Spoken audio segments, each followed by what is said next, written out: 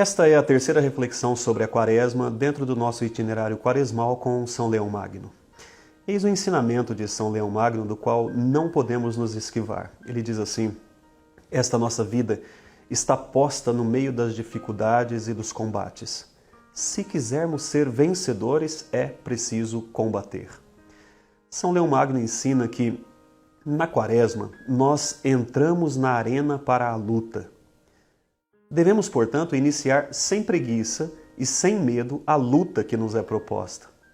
Ele diz sem preguiça porque não podemos deixar para depois, nem tampouco sermos lentos na hora de combater. São atitudes próprias da guerra, a determinação e a disposição para o combate. Quando o sentinela avisa que o adversário está adiante, os combatentes todos devem se colocar em ordem de batalha, ou seja, devem se levantar imediatamente, tomar as suas armas e partir, seja para se defender, seja para atacar.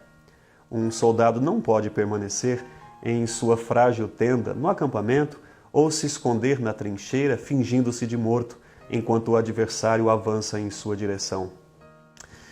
Com a convicção de quem não tem nada a perder, porque já entregou sua vida quando aceitou entrar na batalha, o soldado deve se levantar e lutar por si mesmo, pelos seus irmãos que combatem com ele e pelo seu povo que não tem como se defender. Na vida espiritual, acontece a mesma coisa. Em meio ao combate desta vida, precisamos cuidar para não perder, primeiro, a própria vida, enquanto lutamos para proteger os nossos irmãos e o povo, a família, que nos foram confiados. A questão é como lutar. A primeira coisa proposta por São Leão Magno é essa: vencer a si mesmo. Vencer a si mesmo por meio do jejum.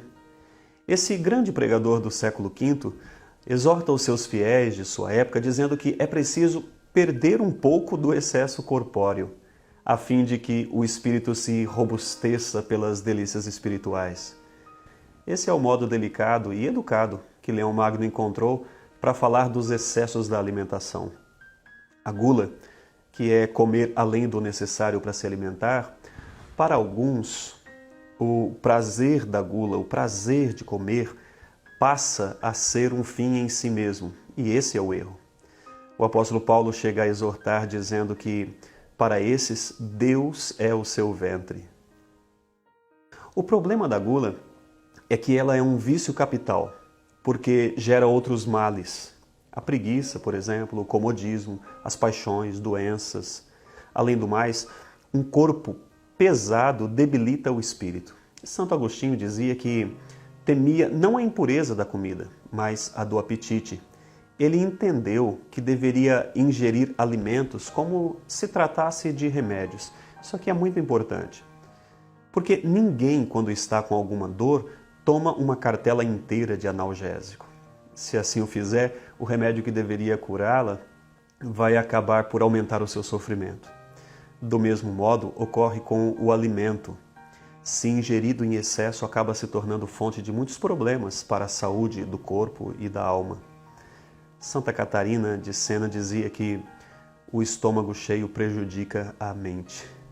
Para Leão Magno, a arma do jejum não se resume apenas na abstenção do alimento. Ele diz: seria pouco diminuir a força do corpo se não alimentássemos também o vigor da alma. Para alimentar o vigor da alma e deixá-la fortalecida, para suportar o combate travado, São Leão Magno sugere que, neste tempo de Quaresma, nós devemos perscrutar o interno de nosso coração, cuidando, ele diz, para que nenhuma sombra de discórdia permaneça aí, para que nenhum mau desejo aí se instale. Segue então com uma lista de orientações que ele mesmo acabou deixando para nós. Ele diz assim: a castidade afaste bem longe a incontinência. A luz da verdade deve dissipar as trevas da mentira. O orgulho se abrande, a raiva diminua, sejam quebradas as forças que causam prejuízo, seja posto um freio nas maldades da língua. Cessem as vinganças, ele diz, e as injúrias sejam mandadas para o esquecimento.